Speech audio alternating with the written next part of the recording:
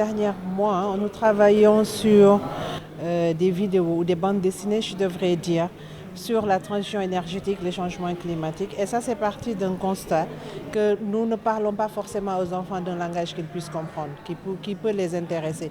Et c'est à partir de ce moment il faudra qu'on soit assez créatif, assez constructif pour voir comment on peut engager les jeunes, surtout les enfants, sur les thématiques de l'heure, mais qui seront leur priorité quand ils vont atteindre l'âge adulte. Donc c'est pourquoi on a développé ces 3 bandes dessinées que nous mettons à la disposition des jeunes, des écoles, des enfants, pour qu'on puisse établir un cadre de dialogue constructif.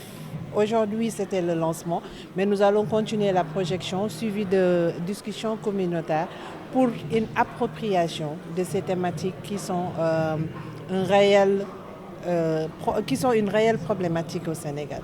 Nous voulons tout d'abord expliquer que les enfants aussi ont leur mot à dire. Et pour qu'ils puissent dire, ou en tout cas pour qu'ils puissent se prononcer, il faut qu'ils comprennent la réalité et les enjeux du climat, la réalité et les enjeux de la transition énergétique, mais également de l'énergie.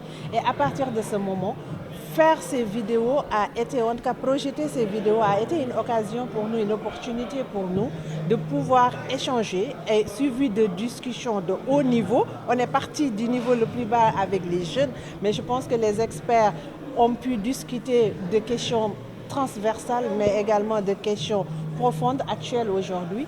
Et l'idée étant de pouvoir construire sur cette base une approche qui nous permettra non seulement de projeter les vidéos dans les écoles, mais également au niveau des communautés et des jeunes particulièrement, mais aussi que ces discussions, que les gens puissent avoir des conversations avec les enfants. Parce que la curiosité de l'enfant fait que quand il va regarder une vidéo, ou je prends juste le cas de l'énergie, ma fille pourrait revenir et me dire « Mais maman, qu'est-ce que ça veut dire ?» Mais en écoutant aujourd'hui Kader, ça m'a permis, ou ça me permettra que quand ma fille me pose certaines questions, parce que je ne suis pas scientifique, que je puisse lui apporter des réponses sans risque de me tromper. Donc c'est vraiment pouvoir allier les praticiens que nous sommes, parce que nous sommes de la société civile, l'État qui prend les décisions et qui fixe le cap, les universitaires, la presse, mais travailler vraiment sur la construction de contenu par rapport au changement climatique, par rapport à la transition énergétique, à l'énergie, qui soit accessible aux jeunes pour les sensibiliser, les informer, mais également susciter leur engagement et les pousser à changer de paradigme de développement quand ils seront certainement aux commandes. Je pense que sans même autant qu'on soit dans la conception actuelle de la transition énergétique. Kader l'a mentionné tantôt sur le processus de la transition énergétique, mais le Sénégal était déjà dans une logique de mix énergétique. Et aujourd'hui, avant même le JETP ou avant tout autre accord cadre ou avant toute cette conceptualisation de la transition moderne énergétique, le Sénégal quand même a réussi à se mettre sur du 30% d'énergie renouvelable. Et ça, c'est très significatif parce qu'aujourd'hui, même si vous prenez les pays développés qui parlent de la transition, qui nous poussent à parler de transition ou à faire de la transition, ces pays-là n'ont pas encore atteint ce niveau. Et le Sénégal se projette, 2035, c'est dans 10 ans, un peu plus de 10 ans, se projette pour être à 40%.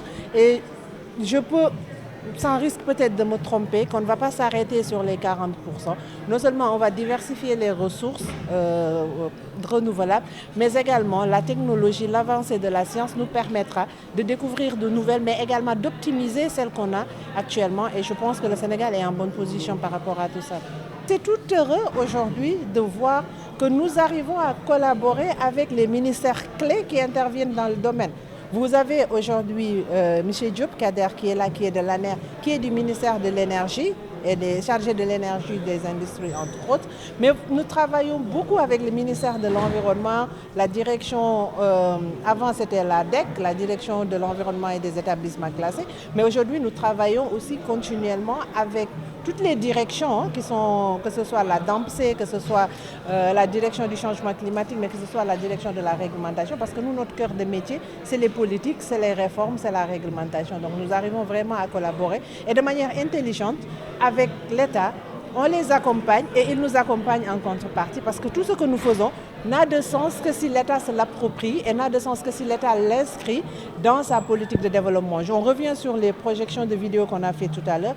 Nous allons travailler, essayerons de voir avec le ministère de l'Éducation qui a en charge des curricula des jeunes, comment il peut intégrer, même si c'est sous forme d'exposé ou sous format de projection suivi de discussion, comment les IF, comment le ministère pourra nous autoriser à ce qu'on puisse les faire au niveau des écoles.